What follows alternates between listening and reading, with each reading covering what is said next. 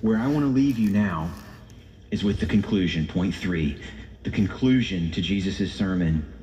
There are only 2 foundations to build on, and only one will last. Just a few minutes on this one, but bear with me now, friends. You need to hear this. Jesus concludes his sermon not simply with a contrast between who treasures him and who doesn't, but with a contrast between what becomes of the person who treasures him and what becomes of the person who doesn't. Look with me at verse 48. Verse 48. The one who treasures Jesus, he's like a man building a house who dug deep and laid the foundation on the rock. And when a flood arose, the stream broke against that house and couldn't shake it because it had been well built. That's the one who comes to him, who hears him, and who does what he says. His life is built on a foundation that no flood could ever wash away. Now look at verse 49. The one who hears and does not do them is like a man who built a house on the ground without a foundation.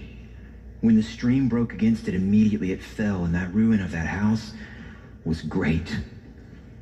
Fastened to nothing more than a movable pile of dirt, a flood just washes away whatever sat under that house, and it comes straight down.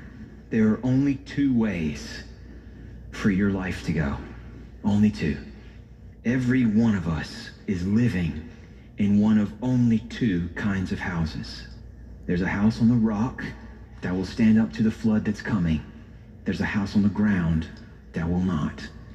And only one thing determines what type of house you're living in.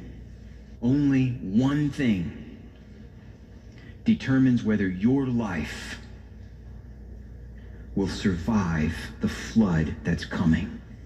Everything comes down to whether or not you treasure Jesus. The flood that Jesus is talking about here is not bad things that might happen to you in your life. It is true that you need faith, a stable faith in Jesus and a reward that nothing can touch, to have peace in the midst of suffering, which will come. But at the very beginning of this sermon, Jesus gave woe to those who weren't suffering. Jesus said, I pity you. Woe to you if you're rich and full and happy and popular. If your life is going great, that's when I'm worried for you, he said. He's not talking about this life. He's mainly talking about the day of judgment, when every person who has ever lived in God's world stands before the God who made them to give an account for their life before him. That day is coming. We are part of a bigger reality